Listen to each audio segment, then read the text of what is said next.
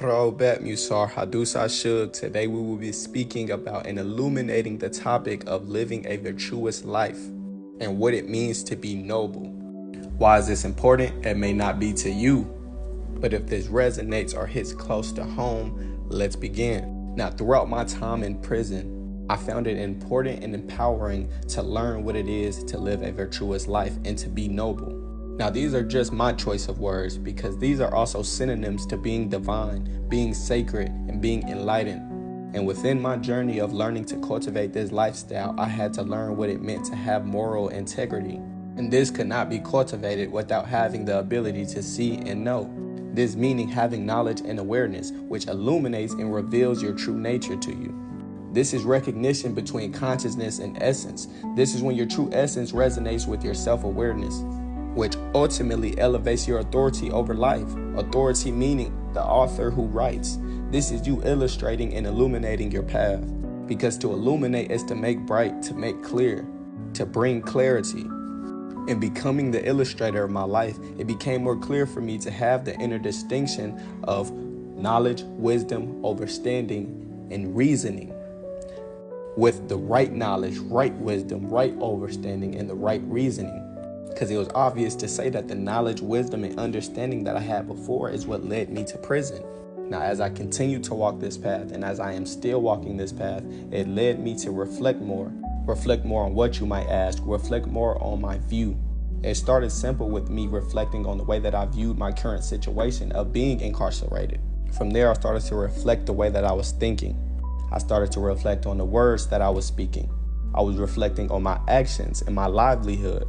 I started to make more of an effort to correct these things and live a better life. And I had to do this through mindfulness.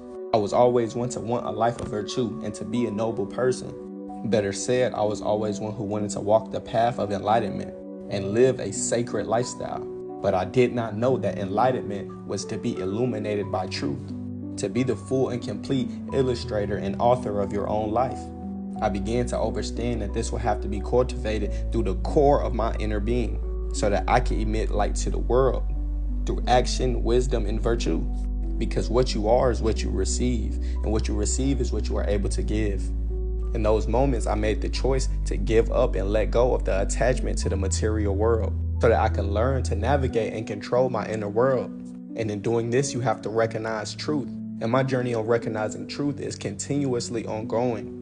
But I knew as I climb up the ladder, I would be able to emit more light to the world, as I am doing now. As I am doing now by sharing my thoughts and experiences. This is cultivating my path of cultivating a life that reflects my highest aspirations. And becoming noble through truth. Through the right knowledge, the right wisdom, the right understanding, which produces sound right reasoning. And I know y'all are wondering, why does he keep saying the right knowledge, the right wisdom, the right understanding? Ain't no such thing as the right this, the right that. It's just your own personal outlook on what you consider to be right. Exactly. This is an individual journey. I came in this world by myself and I will have to leave by myself. So what I consider to be the right knowledge, the right wisdom, and the right understanding may be different than what you consider it to be. But the intention behind my use of it is acquiring the right resources and tools that I need to build the structure that I am building, to fulfill the path that I am walking, to become the highest version of myself.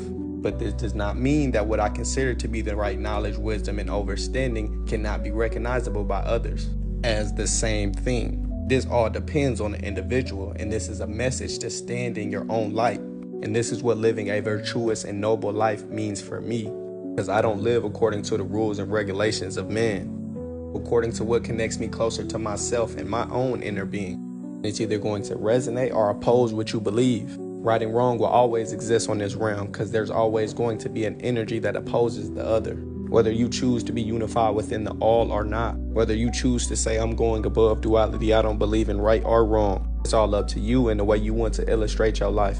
It doesn't matter what I say or he says. You are the only person who can be like you. So that's my message to living a virtuous and noble life, or being sacred, divine, and enlightened, is to do just that. Because to find your way is to find the right way. But to recognize truth will always be to recognize truth. And that is collective and what unifies us all. Harus Ashug, I am not here to teach you anything. I am only here to help you remember if you are willing to receive the words that I speak. And with that, I'm gone. Wadu.